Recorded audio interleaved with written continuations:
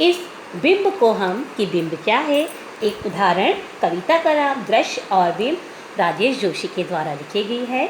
उसके माध्यम से हम बिंब में समझेंगे कि एक सिनेमा घर के सामने एक नए मॉडल की चमचमाती कार एक विकलांग बच्चे को डरा रही है। कार धीरे धीरे आगे सरक रही है, आगे बढ़ रही है और डरता घबराता बच्चा उल्टे पांव भाग रहा है। ड्राइवर हंस रहा है, आसपास के लोग खड़े लोग हंस रहे हैं, मुस्कुरा रहे हैं और बच्चा कुछ नहीं कर पा रहा है।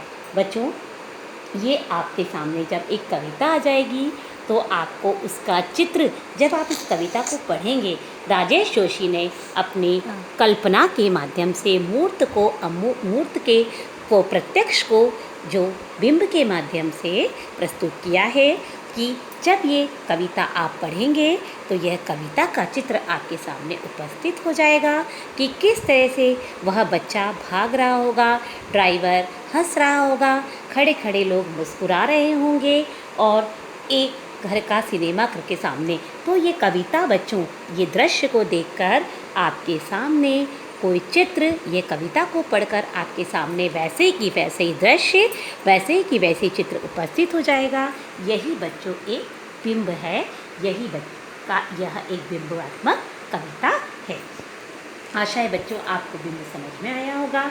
अब हम अगला जो प्रतीक है, प्रतीकात्मक शैली जिसको आप बोलते हैं, जब आप लिखते हैं काव्य सौंदर्य के अंतर्गत, तो यह बच्चों उसी को हम प्रतीक हैं। प्रतीक और बिंब में कुछ सूक्ष्म अंतर है। प्रतीक क्या है? प्रतीक एक ऐसा शब्द है जो किसी वस्तु का बोध करता है। यदि हमारे पास कोई वस्तु है, हम उसको समझ सकते हैं कि ये प्रतीकात्मक रूप में है, जो कि किसी सूक्ष्म भाव, विचार या अगोचर तत्व को साकार करने के लिए प्रयुक्त है।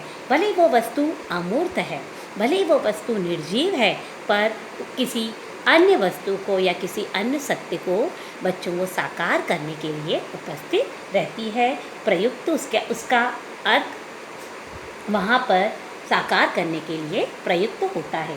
उदाहरण बच्चों, जैसे किसी भी देश का राष्ट्र ध्वज उस देश की राष्ट्रीय भावनाओं का प्रतिनिधित्व करने के लिए राष्ट्र के सम्मान एवं गरिमा का प्रतीक होता है। अब बच्चों, यहाँ पे राष्ट्रीय भावना आपको नहीं दिखाई दे रही है, आपको सम्मान नहीं दिखाई, आपको गरिमा नहीं दिखाई दे रही है, पर आपको राष्ट्रीय ध्वज दिखाई दे रहा है।